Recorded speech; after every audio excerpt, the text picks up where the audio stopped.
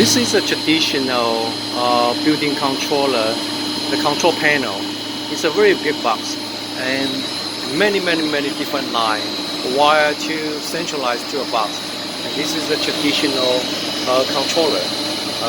Use a PLC, what we call PLC controller.